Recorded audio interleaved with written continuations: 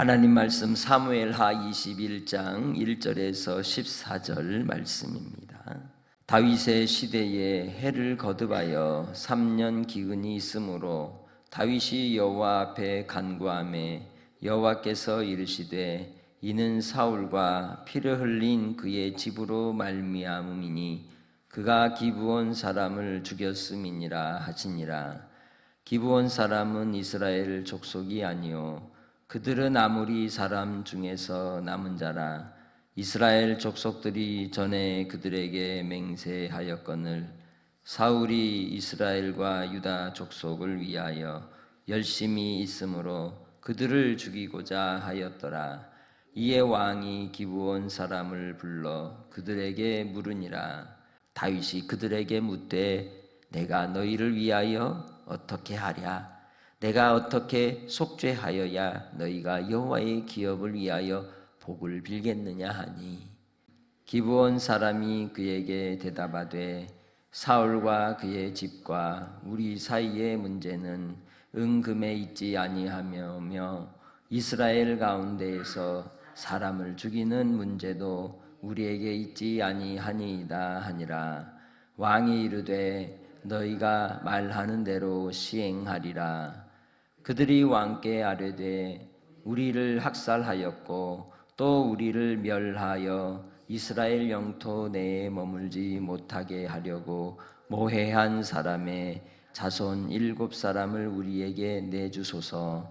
여호와께서 택하신 사울의 고을 기브아에서 우리가 그들을 여호와 앞에서 목매어 달겠나이다 하니 왕이 이르되 내가 내주리라 하니라. 그러나 다윗과 사울의 아들 요나단 사이에 서로 여호와를 두고 맹세한 것이 있으므로 왕이 사울의 손자 요나단의 아들 무비보셋은 아끼고 왕이 이에 아야의 딸 리스바에게서 난 자 곧 사울의 두 아들 알모니와 무비보셋과 사울의 딸 메랍에게서 난 자 곧 무홀라 사람 바르실레의 아들 아드리엘의 5 아들을 붙잡아 그들을 기브온 사람의 손에 넘기니 기브온 사람이 그들을 산 위에서 여호와 앞에 목매어 달매 그들 7사람이 동시에 죽으니 죽은 때는 곡식 베는 첫날 곧 보리를 베기 시작하는 때더라. 아야의 딸 리스바가 굵은 배를 가져다가 자기를 위하여 바위 위에 펴고 곡식 베기 시작할 때부터 하늘에서 비가 시체에 쏟아지기까지 그 시체에 낮에는 공중의 새가 앉지 못하게 하고 밤에는 들짐승이 범하지 못하게 한지라.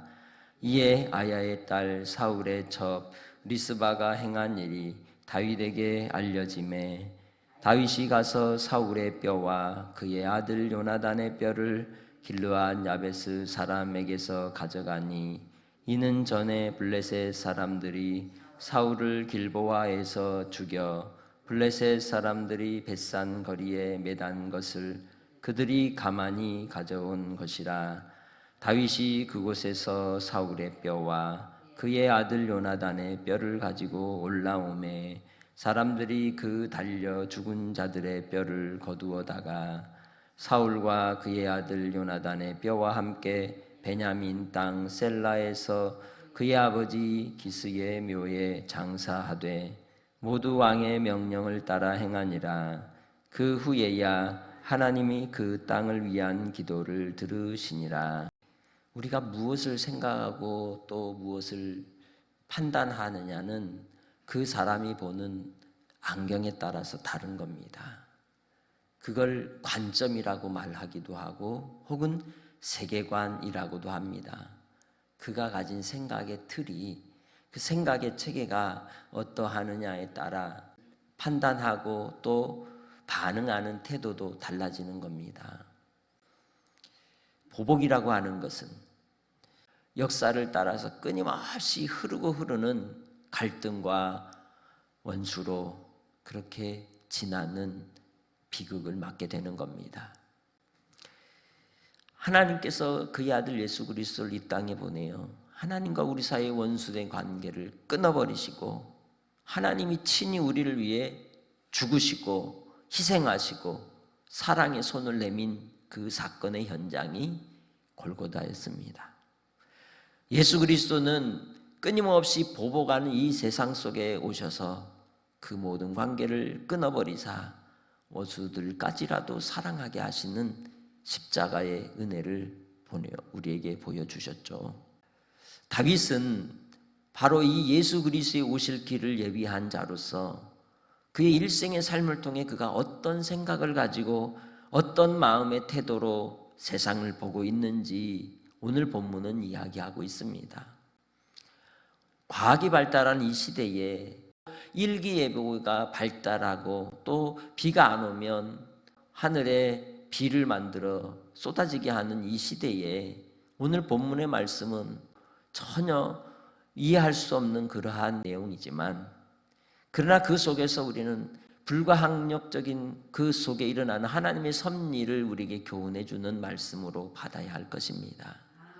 그 속에서 다윗이 어떤 태도를 가졌느냐를 살피라는 것입니다. 본문 말씀 우리 1절의 말씀을 통해서 보면 다윗의 시대를 이야기할 때 이때는 다윗의 초창기를 얘기합니다. 하나님과 언약을 따라서 여호수아 시대에 하나님 앞에 항복했고, 그리고 비록 이스라엘 백성들을 속이긴 했지만 하나님의 백성이 되어서 성전에서 물을 깃고 나무를 패고, 그리고 이 레위인들 수종 들었던 이방인 가나안인이었던 이 기브온 사람들에 대한 사울 왕의 잔악하고 악한 행동들에 대하여 왜 사울 왕이 쇠하게 되었는지를 보여주는 장면과 연결을 짓고 있는 겁니다. 사울은 왜 기브온 사람들을 죽였을까요? 그것은 이스라엘 백성들에게 인기를 얻기 위한 것이었습니다. 그러나 다윗은 하나님의 뜻과 언약을 따라서 항상 순종하는 왕이었습니다. 그에게 주어진 권력을 자기가 명예를 얻고 백성들에게 인기를 얻기 위하여 활용하지 않았습니다. 항상 하나님의 말씀을 받들었고 하나님의 뜻을 따라서 순종하는 태도를 가졌던 겁니다. 그래서 이 3년의 기근을 통해서 하나님의 섭리와 하나님의 뜻이 무엇인지를 살펴 그것은 곧 억울한 이들이 있었다는 것을 파악하게 된 것이죠. 그래서 그 기브온 사람들의 이 억울함을 달래주고 풀어줍니다. 이방인이었음에도 불구하고 그들이 언약을 따라 하나님의 권속이 되어 들어온 자들이었기에 그들은 하나님의 언약의 백성 안에 있는 자들로 다윗도 그들을 본 것입니다. 그리고 그들에 대한 하나님의 은혜를 구하여 그 복이 어떻게 흘러가는지를 보여주고 있는 것이죠. 어떻게 흘러갑니까? 속죄에 있는 겁니다. 하나님께서 그의 아들 예수 그리스도를 보내어 주실 때 예수 그리스도의 피의 희생이 없이는 속죄를 입을 수 없으며 하나님의 복이 우리 안에 들어올 수 없는 것입니다. 그래서 다윗은 예수 그리스도의 구속의 그 은혜가 우리에게 어떻게 이루어지는지를 그의 통치의 영역 안에서 보여주는 것이죠. 곧 기근의 때를 넘어 생명을 살리는 일은 다름 아니라 하나님 앞에 속죄의 은혜를 입을 때 가능하다는 것이죠. 이것은 보복하는 것이 아닙니다. 기브온 사람들이 당한 그 고통과 억울함을 하나님의 은혜로 회복하기 위한 화목의 단계 과정이었던 것이죠. 그래서 4절 말씀에 기브온 사람이 그에게 대답하되 사울과 그의 집과 우리 사이의 문제는 은금에 있지 아니하며 이스라엘 가운데에서 사람을 죽이는 문제도 우리에게 있지 아니하니이다 하니라. 왕이 이르되 너희가 말하는 대로 시행하리라. 오히려 사울보다 이스라엘 사람보다 기브온 사람이 더 하나님의 언약의 사람인 걸 볼 수 있죠. 법을 지키고 뜻을 받들 줄 아는 자들이었습니다. 그것은 돈의 문제도 아니고 그리고 또 사람을 살리고 죽이는 문제가 아닙니다. 이건 하나님과 우리의 관계를 회복하기 위한 방법이 있어야 됩니다라고 얘기를 하는 겁니다. 그래서 그들이 왕께 아뢰되 우리를 학살하였고 또 우리를 멸하여 이스라엘 영토 내에 머물지 못하게 하려고 모해한 사람의 자손 7사람을 우리에게 내주소서. 여호와께서 택하신 사울의 고을 기브아에서 우리가 그들을 여호와 앞에서 목매어 달겠나이다 하니 왕이 이르되 내가 내주리라 하니라. 그것이 기브온 사람들을 통해서 언약을 성취하는 방법을 보여주는 것입니다. 하나님과 우리의 관계가 회복되기 위해선 하나님의 공의가 실현되어야 합니다. 그러나 그 공의는 사랑 안에서 이루어지는 것이죠. 그리고 이 일은 다윗의 때에 다윗이 사울 왕의 가문까지도 배려하는 아름다운 지혜를 우리에게 보여주고 있는 것이죠.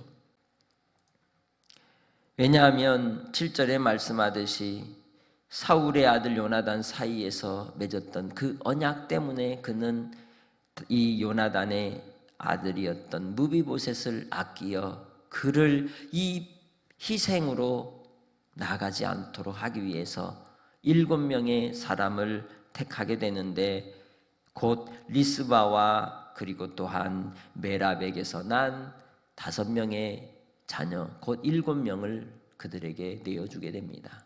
리스바는 사울왕의 첩이었고 메랍은 이 사울왕의 딸이었습니다. 언약을 파기한 자들에게 이루어질 그 결과가 어떤 것인지를 우리에게 보여주는 것이죠. 그러나 이 모든 일들을 다윗은 그냥 지나치지 않았습니다. 이 일로 인해 죽은 자녀들을 놓고 괴로워하는 어미 리스바가 굵은 배를 가져다가 바위에 펴고 그 고통하며 하늘에서 비가 시체에 쏟아지기까지 그 시신들을 수습하는 여인을 보고 다윗이 그를 위해서 긍휼을 베풀어 이 자녀들 죽은 이들을 그대로 거두어 기스의 묘에 장사 지내주는 걸 봅니다. 다윗이 2가지를 완성했습니다. 억울함을 풀어주었습니다. 2번째, 그럼에도 불구하고 그 억울함 가운데 희생당한 이들까지도 긍휼을 베풀어 주는 모습. 그것이 다윗이 왕으로서의 통치의 중요한 방법이었습니다. 그것을 우리는 뭐라 그러느냐? 긍휼의 통치다라고 얘기할 수 있습니다. 우리의 오늘 하루의 삶은 나는 어떤 눈으로 세상을 보고 살아갑니까? 사람들을 볼 때, 사람들이 말할 때, 사람들이 행동할 때 우리는 무엇으로 쳐다봅니까? 어떤 색안경을 끼고 살아가고 있습니까? 다윗은 긍휼의 안경을 끼고 항상 바라볼 줄 알았습니다. 그리고 그 긍휼을 따라 하나님의 지혜로 공의로서 통치하였습니다. 그래서 하나님께서는 그의 나라가 영원하게 하셨고 그가 비록 범죄하기도 하고 또 노년의 때에는 쇠락한 인생을 살았지만 그의 마음의 중심에 있는 그 긍휼의 모습을 보시고 은혜와 은총을 베풀어 주신 것입니다. 다윗은 자기가 왕이었으나 왕으로 자리하지 않고 항상 청지기로 하나님 앞에 엎드려 순종하는 자였습니다. 오늘 우리는 우리의 사역의 현장에서 나의 삶의 자리에서 한날의 삶이 내가 나의 인생의 주인이라고 함부로 사용하는 삶이 되지 않기를 원합니다. 우리는 청지기입니다. 하나님께서 잠시 우리에게 맡겨주셨습니다. 그리고 그 맡겨주신 은혜를 따라서 예수 그리스도께서 속죄로 화목을 이루시고 그리고 복이 흘러가게 하신 것처럼 나로 언약 백성 삼아 이제 내 안에 계신 예수 그리스도의 보배로운 피로 의롭다 하신 은혜로 주님 안에서 주신 그 사랑이 흘러 넘치도록 부어주시기를 주님께서 원하시는 줄 믿습니다. 오늘 하루 여러분은 어떻게 살겠습니까? 우리의 눈이 바뀌길 원합니다. 주 하나님의 십자가의 사랑으로 눈이 바뀌어 보는 것이 다르고 생각하는 것이 다르고, 그래서 여러분의 입술에는 항상 하나님의 기업을 잇는 자로서 이 땅에 만나는 이들에게 복이 흘러가도록 쓰임받는 축복의 통로가 되시고 복이 되는 은혜가 여러분 안에 있으시기를 바랍니다. 하나님 아버지 감사합니다. 오늘 한 날을 살 때에 우리의 삶이 주님 닮아가기 원합니다. 아버지의 뜻이 이 땅에 이루어지기까지 믿음으로 충성하며 사명 감당케 하옵소서. 오늘도 주님 우리의 눈이 바뀌게 하시고 우리의 귀가 바뀌게 하시고 우리의 입술의 언어가 바뀌게 하사 참으로 긍휼의 사람이 되게 하시고 언약의 사람이 되게 하시고 내게 주어진 오늘 한 날의 삶이 주님 안에서 청지기로 기쁘고 즐겁게 사랑하며 사는 복된 날이 되게 하옵소서. 축복의 통로가 되게 하옵소서.